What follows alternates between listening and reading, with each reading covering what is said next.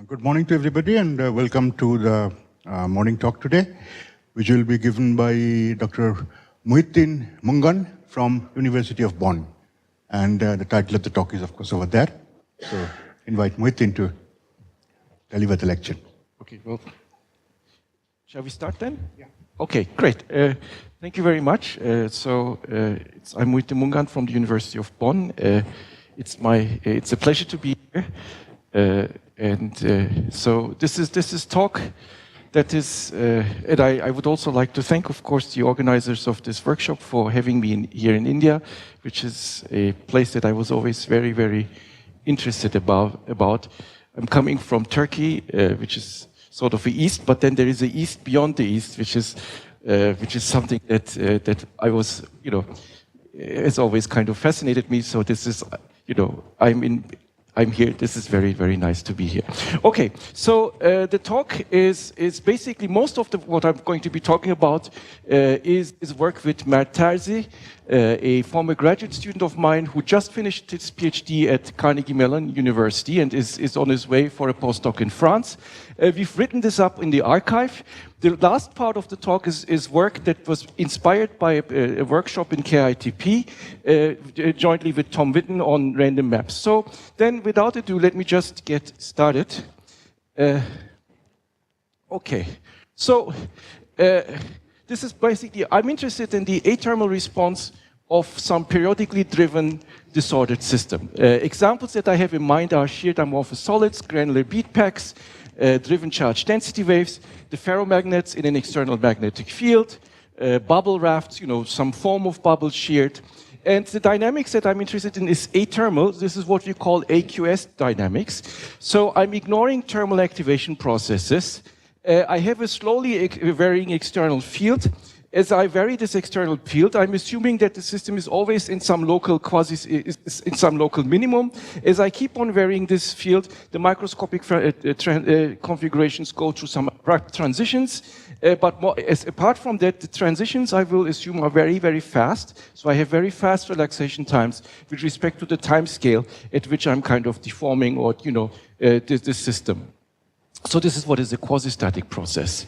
The main question that I'm interested in is actually questions that have been motivated by work of Nagel, Keim, Srikanth Sastry, also experimental work by Ajay Sort. And I'm interested in taking this system and driving it periodically. Typically what people have been considering is the following protocol. You have this disordered system. You start in some initial condition, maybe you've sort of thermalized it at some temperature T, you've evolved it to some local energy minimum, and then you basically apply a periodic forcing, okay? The forcing could be, you could be periodically straining the system, for example. You start this, you observe the system. If you're, if you're doing computer simulations, this is maybe a little bit easier. You train the system, you drive it periodically until some limit cycle sets in. And what I mean by a limit cycle is the system has achieved a microscopic configuration that repeats itself periodically, as you basically drive the system periodically. The time that it takes to reach this limit cycle is in this field, it's called the training time. Typically the number of cycles of shearing before the limit cycle response sets in. Once you have this limit cycle response, you basically take this microscopic configuration at the beginning of the limit cycle, and you say, look, let me now change the amplitude of the cycle. I've trained it at a certain amplitude, I reach the limit cycle, I take an initial condition of this limit cycle, and I say, let me change the amplitude. I could increase the amplitude, or I could reduce the amplitude. Now when I change the amplitude, limit cycle that I've reached is not necessarily the same limit cycle at the new amplitude, so I keep on driving at the new amplitude and I record the time that it takes before a new limit cycle has set in. This is what is called the readout in this. And what you find typically in these systems is that there is an asymmetry. If you reduce the amplitude, after relatively short cycles of driving, you reach a new limit cycle. If you increase the amplitude, however, then there's many, many more cycles needed before a new limit cycle is reached. So there's an asymmetry to the response of this system subsequent to having reached the limit cycle, depending on whether you increase the amplitude or you decrease the amplitude of driving. So in that sense, in some sense, the limit cycle that you reached at the end of the training contains some information about the driving, about the amplitude at which you've driven this system, possibly even about the particular way that you've driven it at that amplitude, you know, the form of this forcing. So the main question is going to be why, and now I'm going to basically go back and define some of the ideas, and then at the end of the talk, hopefully answer this question. So, by the way, how much time should I? 1 hour, okay. 1 hour, all right, perfect. So I will first define what I mean by AQS dynamics. Then I will basically tell you how you can formulate this AQS dynamics in terms of an automaton. This is a general framework that applies to disordered magnets and, you know, some child-shaped wave systems. When I am able to formulate this as an automaton, I've essentially discretized the system, so I can look at the dynamics in terms of a graph. And the trajectory of the system becomes basically some trajectory on a state transition graph. It's okay. Then it is this state transition graph can have certain properties, such as return point memory.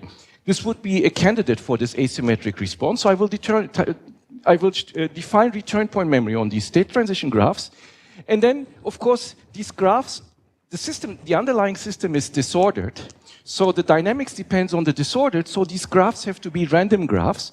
So you could say, let me forget about all of these systems. Suppose I just take some random graph that models the dynamics. What kind of response do I get when I use that? And that's the work with Tom Witten that we're doing. And in some sense, well, not in some sense, it builds on work by Srikanth Sastry, who had looked at random state transition matrices. So this is along the same ideas, taking it further. Okay, and then I will do a discussion.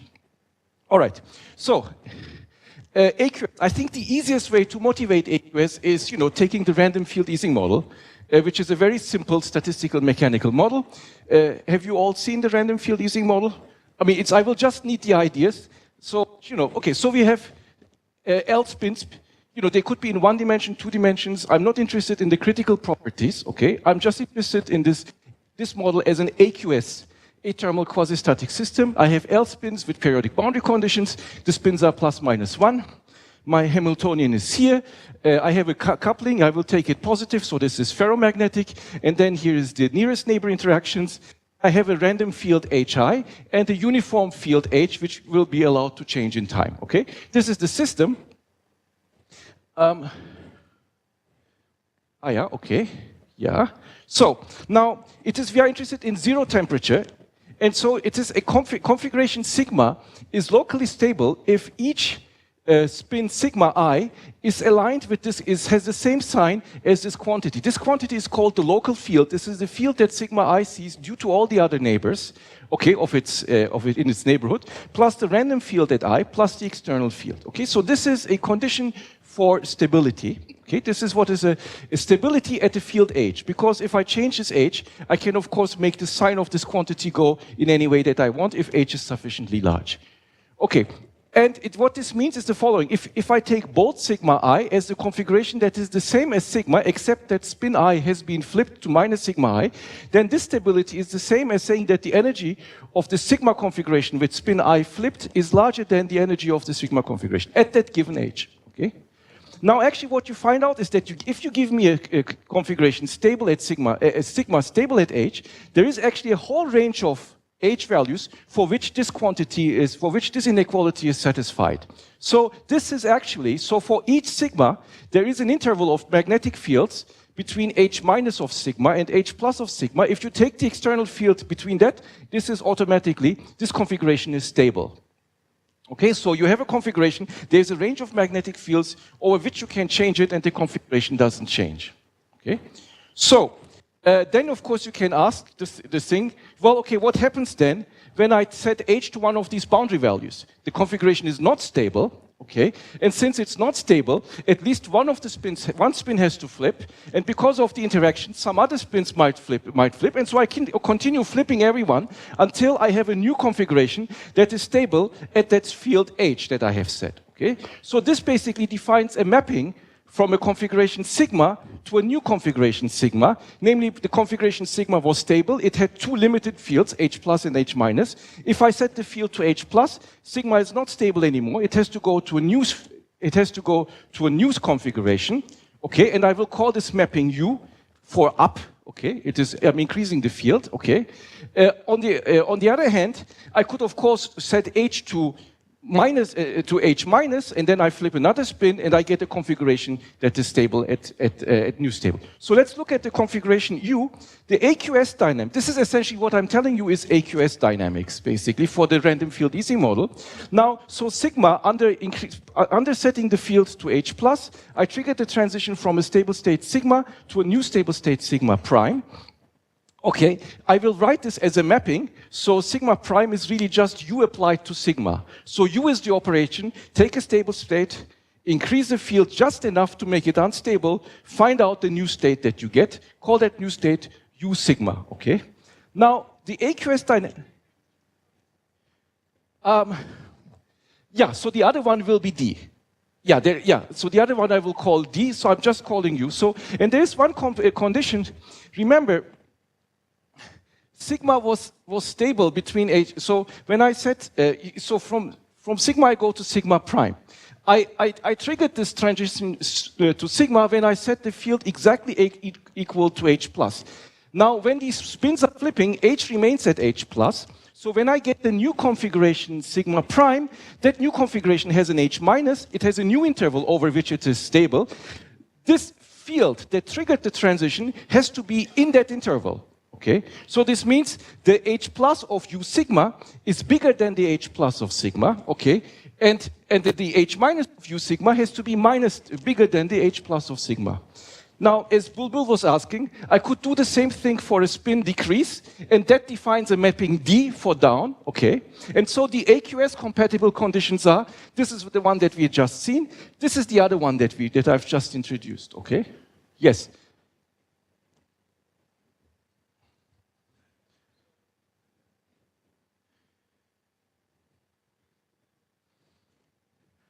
No.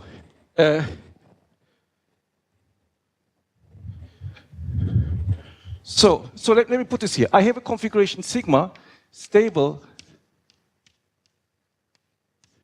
at the interval H minus sigma, H plus of sigma.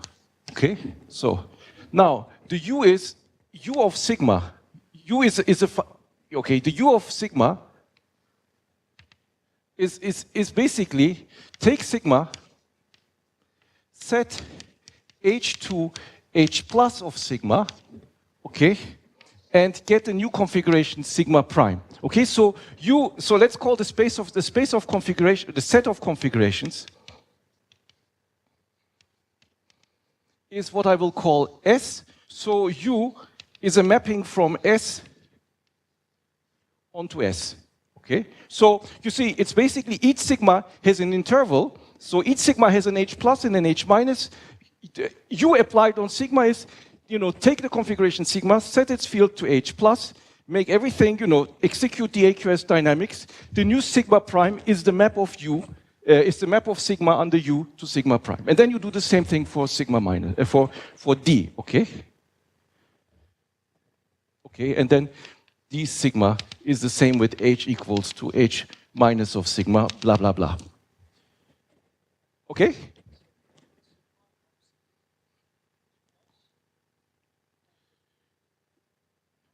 Well, you increase it up to H plus, exactly.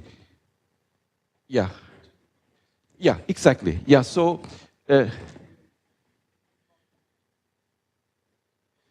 yeah, exactly.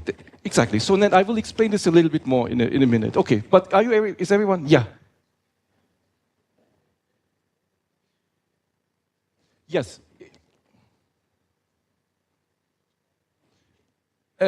No, in this case it will not depend. But I mean, for the random, I will assume that it does.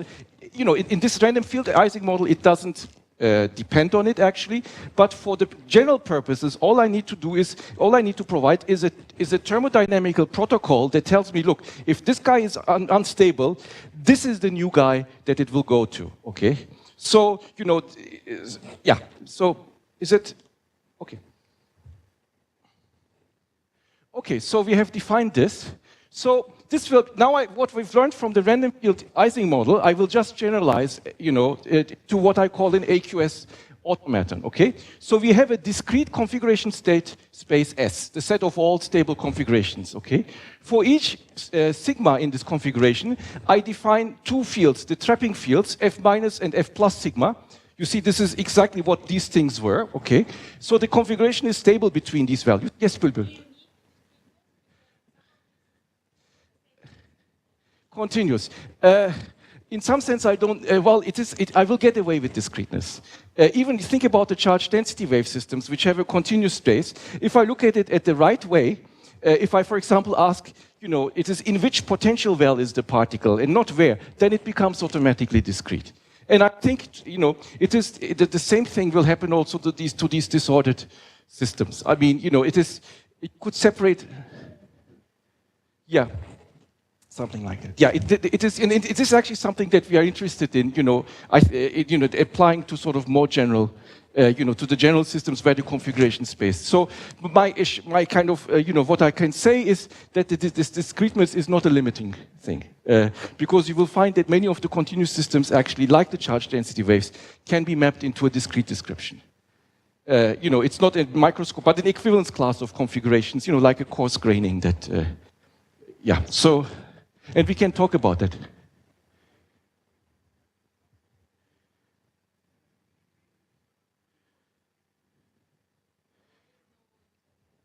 Yeah, then yeah, you would need some interval basically. But there are a lot of it is a limitation, but it's not as maybe it's pathetic as one as strongly as one. Yeah. So yeah, but okay. So. Now these maps basically, I have basically two maps, U and D, okay, that map S onto S. So, you know, maps in general, so let's suppose I have some map that I call M, okay? The map you can associate a graph. It's called the functional graph of a map. This is a directed graph. Its vertex set is the set of states that you have, right? And the directed edges are from sigma to its image under M. Could have thought M could be U or M. Okay, and this is what it looks like. This is sort of typically what the graph looks like. So these are the states, here are the arrows. I will return to this graph later, so let's just basically... So what you see is, since this is a map, from each state, there's only one arrow that's going out, okay? Because each state under the operation goes to precisely one state, okay? The reverse is, you know, because the map is like a function, it's a discrete function. So each functional value has exactly one functional value. However, of course, that doesn't mean that each vertex has only one arrow coming in. There can be multiple arrows coming into a vertex, okay? But the characteristic of this graph is the out degree of each vertex is 1. There's just one arrow going out from each vertex. Okay. Yeah, and this will be, so, yes. So now let's look at, yeah, so this will be a multigraph. So now in our case, we actually have a functional multigraph, as we are saying. I have two maps, U and D. So I will always color code the U map as black arrows and the D map as red arrows. Now, so we have two directed edges. From each vertex, there are now two edges going out, one under U, one under D. The black edge is this, the red edge is sigma to d sigma. The compatibility conditions basically tell me something. It says, for example, if I take sigma and I apply u sigma to it, then the f plus is increasing. So if I keep applying u to a sigma, okay, f plus is increasing, okay. F plus is the limit field at which a configuration is stable, like here. If this was the graph of the random field Ising model, okay, F plus, yeah. I've generalized it, and so now from now on H plus is F plus because something in me revolts to call a magnetic field F, but maybe this is stupid. Okay, so F plus is increasing on U's, okay, and F minus is decreasing on D's. So the graph of U cannot have cycles. I cannot go to the same state by going U, because as I go U, F plus is increasing. This is like a Lyapunov function, if you like, okay? So both the graphs U and D itself have to be acyclic. So this means, as a graph, they can be either trees or forests of trees, basically independent trees. This is a direct consequence of AQS dynamics. When a configuration becomes unstable, the new configuration has to be stable at the force at which you have it. So as you keep on going through configurations, the AQS dynamics tells you you can never come back to a previous state, okay? You can only come back if you change the direction of the forces.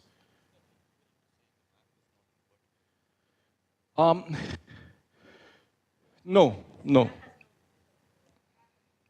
No loops, yeah. No, it's not equivalent to saying that. Yeah, no, yeah, exactly. So now here is basically some random pair, okay, random pair of black maps, okay, of maps. I don't. You see here black arrows and red arrows, okay. This is one of the maps, yeah. No, forget this. This is just a map. It is not. This could not be a U map because here I have a cycle. You see. This could not be a U map. This could not be the representation of U. Because I go up, up, up, up, up, up, up, up, up. This cannot be a U map. Okay. This is not possible. Or the D map, yeah. This is not possible.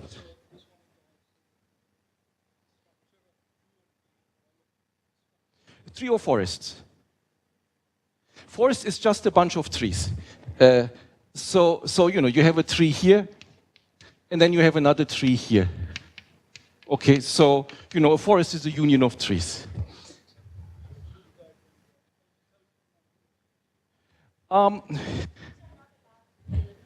Just bear with me with the, I mean, remember, in this model, I'm only representing the quasi-static states. I mean, so for example, in charge density waves, there is a dynamic sliding state.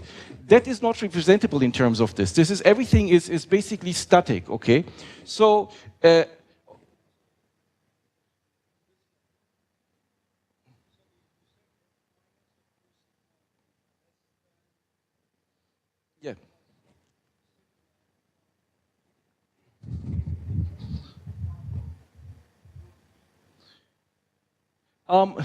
You mean the F minus part? For the acyclics, I don't need it, but it is something, so,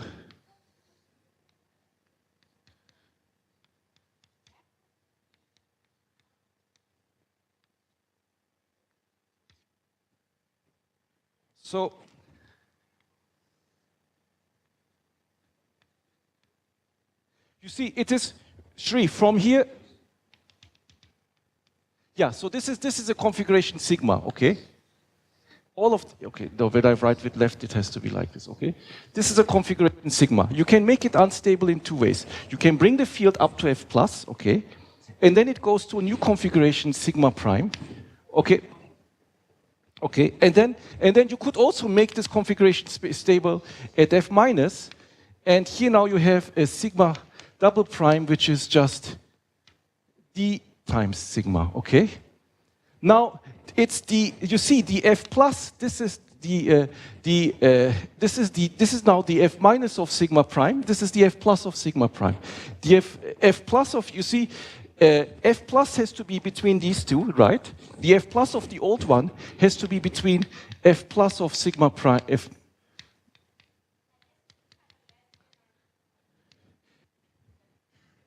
Maybe, but let's ignore this. So it's really just, yeah. Let's ignore this for the time being. It is, okay, so, yeah. Okay. Yeah. Yes, but yeah, in some sense, I would still consider it as the same state, maybe, because you know this is kind of nothing is changing. I would still consider it as the same state until it is genuinely bigger than. Okay, where is my pointer? Okay, so I lost the pointer, but that's okay. So, where did I put it? Ah, yeah, okay, there's a pointer. Okay, so here's now a pair of UD maps that could be coming from a AQS-automaton. So if I remove the red arrows, okay, you see here, these are the roots of some trees, okay? So the black arrows basically form trees, so there's 1, 2, 3, there's 4 trees, I think, in 1, 2, 3, 5 trees is in there, okay? Likewise, if I just look in terms of the red arrows, then there is also another tree here, but you know, since I didn't change the vertices, this looks a little bit convoluted, but it's a tree, I can promise. Now this comes to the question that you have kind of asked. What happens if I am at the root of a tree? Okay, is there no transition? You see, this is a root of a tree, where does this go? Now, there's two things. I mean, if this is a root, this means there is no AQS transition from sigma under U up to somewhere. Okay, this could be because the system has entered a dynamic regime, or you could do this, maybe the sigma has an f plus that is infinite, so this, there's basically, you cannot trigger any further transition.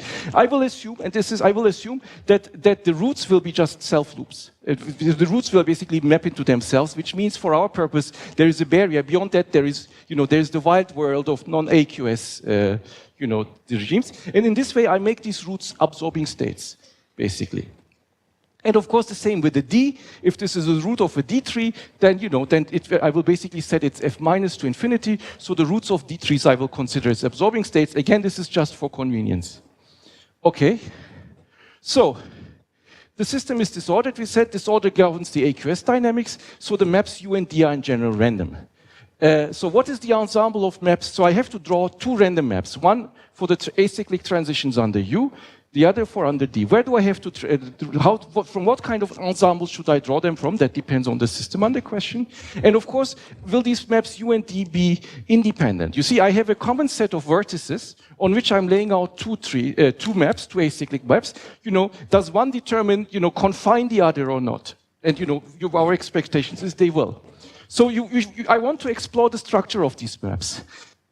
Different maps ensembles as random maps is something that we're doing with Tom Witten right now, and I will talk a little bit about this at the end of the talk. And then there is a structure, return point memory, which has been showing up. The random field easing model that I started with has a property that is called return point memory. Okay, and so it says I will return to this. So this was our example. This is one of the random maps that Tom and I have been actually looking at. Okay, so this is with these trees. This is an example from a charge density wave system, which is known to have return point memory.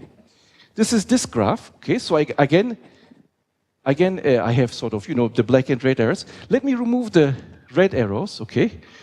What you see here maybe is, this one is just a single tree.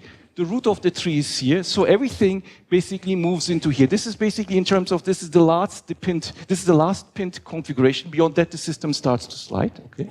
So under up, you basically reach this. So this is the absorbing state. Same way, there is a lower absorbing state when you drive the system in the reverse direction. This is what it looks. And then this has structure, and I've called it the structure now.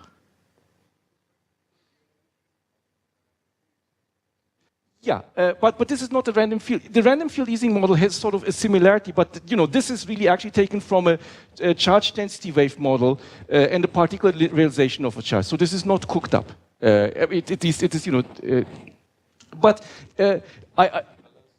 okay. So the colors basically signify the colors I've put in here.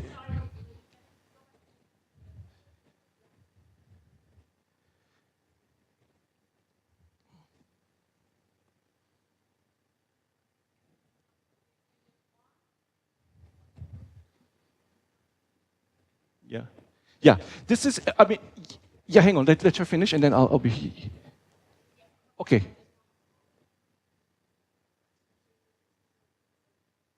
This is it? Basically, yeah.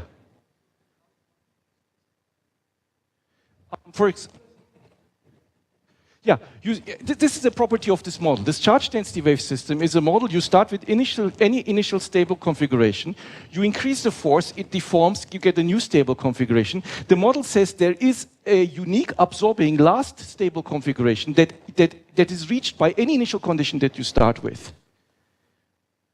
And that is basically this. This is called the upper critical configuration. It is an absorbing, meaning any initial condition under increasing of the driving gets there, okay? And then from here onwards, basically, if you try to do another U, there is no stable configuration anymore. The system starts to slide. It enters a new dynamic regime. AQS cannot describe it. So I basically, artificially, I put an end cap here by putting a loop here. It's kind of like, this is the end of the pipe. I'm sealing it off. The pipe contains only quasi-static states.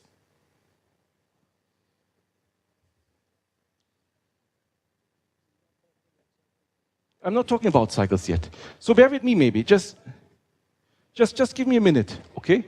So likewise, the system has if we decrease the force, it has a lower critical state, and that is here. So what you see here is basically, okay, the loops are, okay, let's go to the next cycle actually. Let's just look at this thing. You see, I have a red loop, a red spot here. Under up, I go here, up, up, up, I come to here. Further up brings me in here, I stay here. I do down, down, down, I come here. You see, this is like a loop. You see, and everyone gets here. If you think about the random field Ising model, this would be basically the state where all the spins are down. You increase the magnetic field, some spin flips, some spin flips, some spin flips, some spin, all the spins are up. You see, when all the spins are up, you can increase the magnetic field as much as you want, nothing will happen. Okay? You start with some other configuration here. It has some spins up or down. Some spins go up, some spins go up, all the spins are up. Okay? You start from here, you basically decrease the field, some spins go down, some spins go down, some spins go down, all the spins are down, I stay here. You see both? So, what are the loops? The loops are, I go up, down, down, right? Or I go down, up, up, okay? Or I go up, down, okay? So these are the loops. What you see this is in the Ising field, if random field, this is the main hysteresis loop. You go halfway between the main hysteresis loop. Yeah, the minor loops, exactly. You go here, you get back in here. So first of all, loops happen when you go partly on the black, and then you return on the red arrows, okay? So you need these, you see, again, these two maps, U and D, the way they are laid out on the same set of vertices is precisely what prescribes the loop structure, okay? I mean, you basically, in order to come back to where you are, you must go on black arrows and then return on red arrows, if you can return, of course, okay? So it's the correlation of the black and the red arrows that is basically prescribes the whole dynamic response of the system, okay? Yes?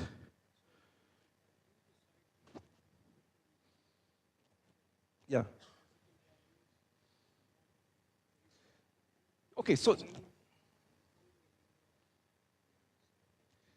yeah, and so now this comes now to the question that Mahesh.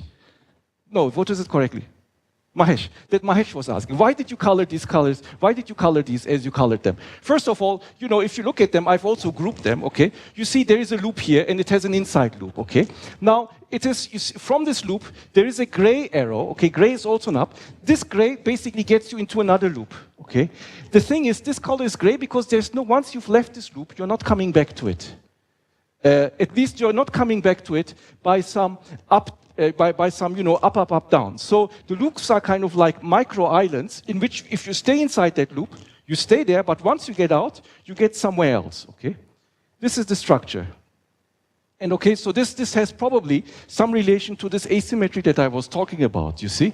Inside the loop, of course, once you're here, you'll never get out, okay? This is the sort of globally absorbing loop. But here, you know, you can play around here. There are some kind of forcings that keep you around here. But if your force is too low, you get here and you're gone, okay? If your force is too high, you are here and you might not necessarily come back again, okay? In terms of a periodic forcing, okay? So this is why I have grouped these basically together. So this system has return point memory. So clearly now what I want to sort of claim, or at least show you, that in some sense, arguably, let's be fair, this graph, okay, without the colors, is in some sense different from this graph. Okay? This graph does not, in a way, I claim. Okay, now I want to show you why it is different, what the return point memory does, okay? All right. So, this return point, there's, you know, it has subloops, the loops have subloops, and then there's some loops you see, then there is coloring. I want to kind of explain this coloring, you see, and so on and so forth. This has all to do with return point memory. So in order to do this, I now need to talk a little bit about loops. This is what I call loopology, okay? So here's the termination, here's the terminology. Okay, so we have graphs. I have a state sigma. Under U, it goes to nu. So I write this as a black arrow from the state sigma to nu. And this just means that nu is U times sigma. Likewise, from the state sigma here, I have a transition under D. It goes to some other state mu. I write this as mu equals D. Okay, so this is this. Then I have something that I call orbit. You see, I applied to sigma U once, but I could keep on applying U, okay? So this I show by a dashed line, okay? So this is U sigma, U sigma, until and so on. And this orbit will terminate at the root of a tree, which I will call omega. This orbit I will denote as U star of sigma. It's basically all the set of states that you get starting from sigma applying u to it successively, okay? Likewise, I have a d orbit, d star of sigma, which I show by the red dashed lines, and that goes to some root alpha of the tree that this state belongs to.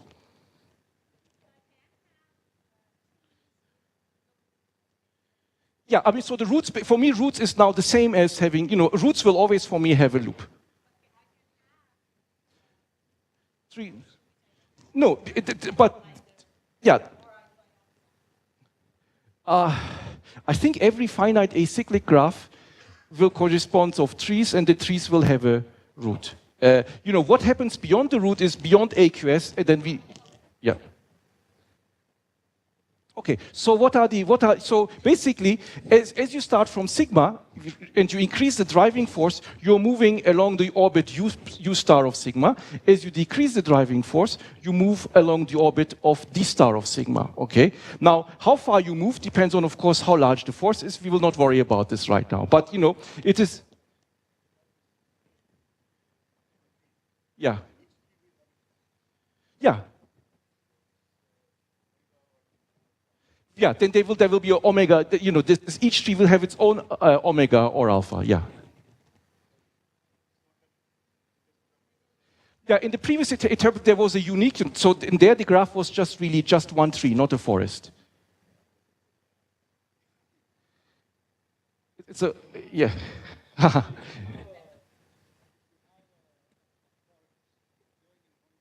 Yeah.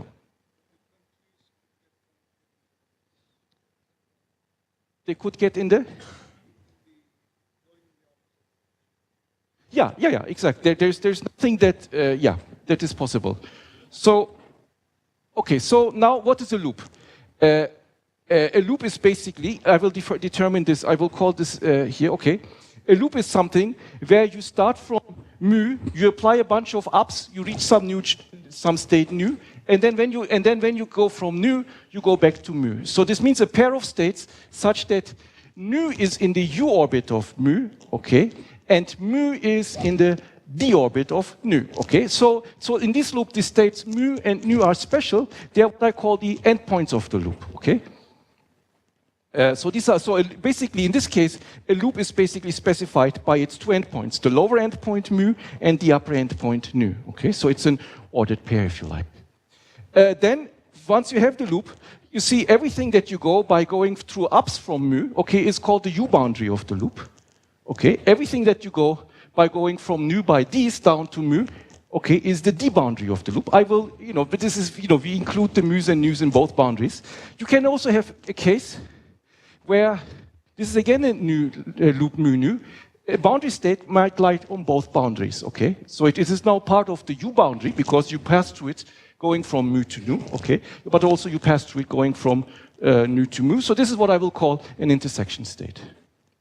This is the loop.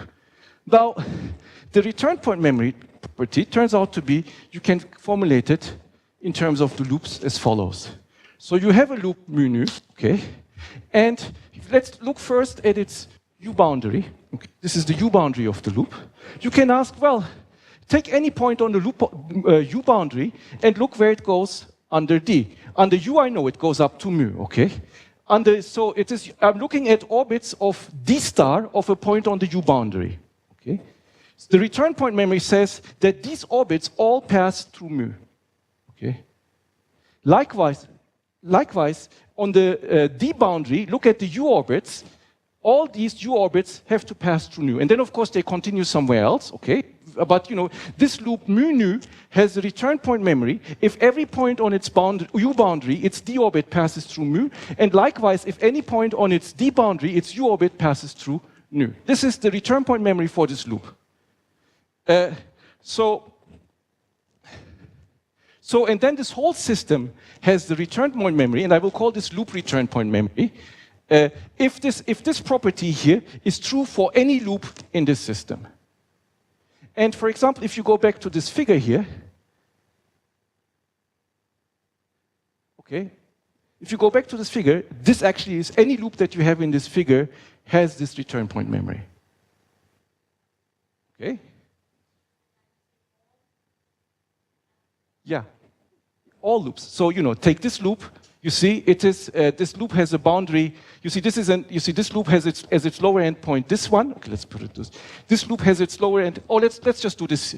Yeah, let's do this here. Okay, so here is one loop, right? This is a point on its U boundary. Go back by D, you get here. Here is a loop. Okay, this is a point on its D boundary. You go up here. You see, there's a subloop. You see, this is kind of trivial. It goes. So you can basically check this property on any loop that you have there. It has it. Okay. I was surprised by this, in a way. So this is the return point memory for a single loop. If every loop has this, then I say the system has loop return point memory. Now, the way that we know classically that return point memory comes about is through the passing property. Okay. And what I will show in the next slide, if you or maybe I will I'll show it in the next slide, is that the no passing property does imply this loop return point memory. However, the reverse is not true. I mean, you might have loop return point memory without no passing, okay? And the reason is, and this was for something, this goes back to the work of no passing, goes back to Middleton and then Sedna in the context of random field Ising models. It was, it's somehow no passing and return point memory are always mentioned together, or return point memory is always mentioned together with no passing, although the authors say no passing implies it, okay? It seems always it's an equivalence, that if you have return point memory, you have to have no passing. It was never clear to me how this works. So here's the next slide, is hopefully going to explain, to disentangle this, okay?